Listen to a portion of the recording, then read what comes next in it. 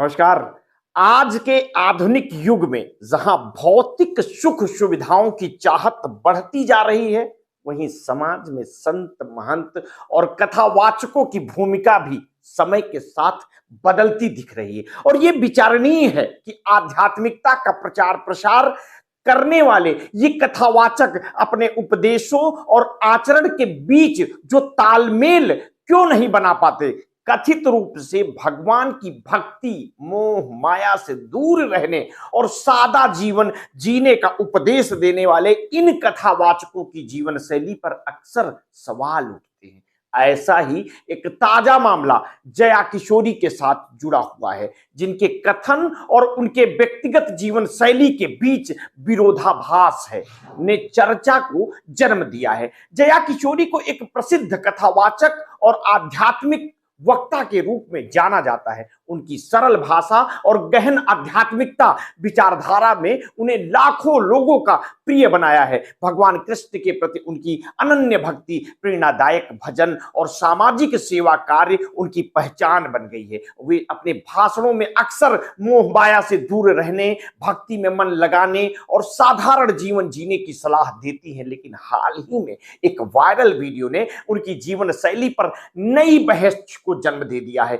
इस वीडियो में जया किशोरी को एक एयरपोर्ट पर सफेद कपड़ों में और कई महंगे बैग्स के साथ देखा गया, जिसमें एक लग्जरी ब्रांड का भी बैग शामिल था। बताया गया कि इस बैग की कीमत ही 2 लाख रुपए से अधिक थी। और यह देखकर लोगों ने सवाल उठाए कि क्या एक आध्यात्मिक मार्गदर्शक को ऐसी विलासितापूर्ण वस्तुओं का उपयोग करना चाहिए। जया किशोरी के उपदेशों में भौतिक वस्तुओं से दूरी बनाए रखने की बात कही जाती है, लेकिन उनकी निजी जीवन शैली इन उपदेशों से मेल नहीं खाती है। जया किशोरी की आय और उनकी संपत्ति की भी एक चर्चा का विषय है। मीडिया रिपोर्ट्स के अनुसार उनकी कुल संपत्ति 1.5 से लेकर के 2 करोड़ रुपए के बीच आंकी गई है। और ये एक कथा सत्र के लिए लगभग 9 लाख से 10 लाख रुपए लेती हैं। इसका आधा हिस्सा उन्हें कथा से पहले और बाकी कथा के बाद दिया जाता है। हालांकि उनका कहना है कि इस धनराशि में उनकी टीम का वेतन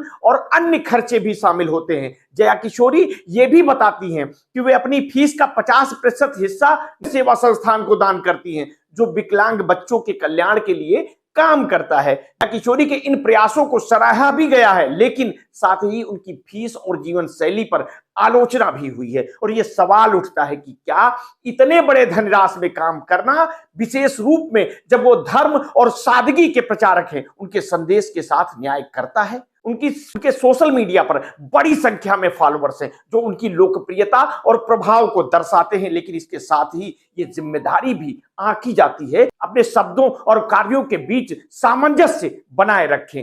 यह मुद्दा केवल जया किशोरी तक सीमित नहीं है। हाल के वर्षों में कई कथावाचकों और संत महंतों के जीवन शैली को लेकर भी सवाल उठे हैं। भव्य मंदिरों में रहने वाले, विलासितापूर्ण वस्त्र पहनने वाले और महंगी गाड़ियों से घूमने वाले इन संतों के जीवन पर अक्सर यह सवाल उठता है कि क्या वे वास्तव में अपने अनुयायियों को सादगी और पूजा और आध्यात्मिकता का उदाहरण प्रस्तुत कर रहे हैं। कई बार इन संतों को गाय की पूजा करने और उसे देवतुल्य मानने की बात कहते सुना जाता है, लेकिन उनके पास वही गाय के चमड़े से बने उत्पादन भी देखने को मिलते हैं। और यह स्थिति समाज में जागरूकता की कमी को उजागर करती है। कई लोग इन संतों और कथावाचकों को दिखावे से प्रभावित होकर उन्हें भगवान के समान मान लेते हैं। उनके द्वारा कहे गए प्रत्येक शब्द को सत्य मान लिया जाता है, भले ही वो व्यक्ति स्वयं अपने उपदेशों का पालन न कर रहा हो। ऐसा क्यों होता है? क्या ये हमारी अंधश्रद्धा है जो हमें ये सोचने पर मजबूर करती है कि धर्म और भक्ति केवल दिखावे तक ही सीमित है? जया किशोरी और अन्य कथावाचकों पर उठने वाले सवाल इस ओर संकेत करते हैं कि अब समय आ गया है कि समाज इन कथित धर्मगुरुओं और बिना प्रश्न किए आदर्श मानने की प्रवृत्ति से बाहर आइए। हर व्यक्ति को यह समझने की आवश्यकता है कि धर्म और आध्यात्मिकता का अर्थ केवल उपदेश नहीं, बल्कि उसका पालन करना भी है। हालांकि यह भी समझना जरूरी है कि हर कथावाचक या संत अपने जीवन का हर पहलू सार्वजनिक नहीं कर सकता। यह भी संभव है कि उनके कुछ कार्य व्यक्तिगत हों और उन्हें गलत रूप से पेश किया गया हो, लेकिन जब व्यक्ति समाज के समक्ष एक प्रेरणा स्रोत बनने का दावा करता है तो उसकी जिम्मेदारी बढ़ जाती है और उसके अपने अनुयायियों को यह दिखाना होगा कि वो स्वयं उन मूल्यों का पालन करता है जिनका प्रचार प्रसार वो करता है। और आज के युग में ये सोशल मीडिया ने हर व्यक्ति को अपनी बात रखने का माध्यम दे दिया है, तो जागरूकता का स्तर भी बढ़ना चाहिए। लोग अब अधिक प्रश्न कर रहे हैं और अपने आदर्शों के बारे में सोच समझकर निर्णय ले रहे हैं। ये एक सकारात्मक बदलाव है जो समाज को सही दिशा में ले जाने का मदद कर सकता है। जया किशोरी जैसी व्यक्तित्वों को भी इस आलोचना को सकारात्मक रूप से लेना चाहिए और यह सुनिश्चित करना चाहिए कि उनके कार्य उनके शब्दों के अनुरूप हों, और यदि वे वास्तव में समाज में बदलाव लाना चाहती हैं तो उन्हें अपने जीवन शैली में वो सादगी और पारदर्शिता दिखानी चाहिए जो वे अपने उपदेशों में व्यक्त करती हैं। समाज को भी अपनी जिम्मेदारी समझनी होगी। धर्म और आध्यात्मिकता का अनुसरण करना महत्वपूर्ण है, लेकिन यह भी जरूरी है कि हम अंधविश्वास और दिखावे से बचें। किसी भी व्यक्ति को केवल उसकी वेशभूषा, शब्दों या दिखावे के आधार पर आदर्श न माने, उसके कार्यों और उसके जीवन शैली का गहराई से मूल्यांकन करें। आज के समय में जब हम हर व्यक्ति के पास जानकारी तक पहुंच है तो वह महत्वपूर्ण है हम सचेत और जागरूक बने।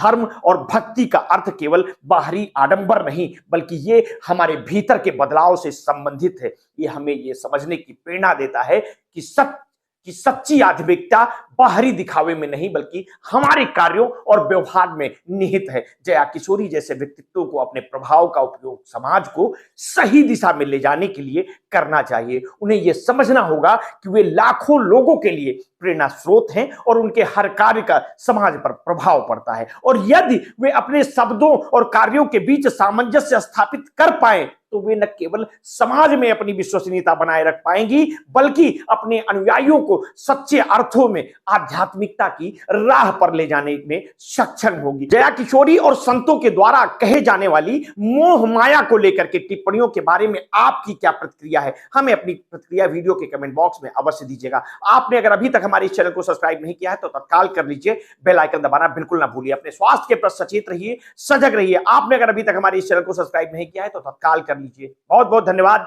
साधुवाद।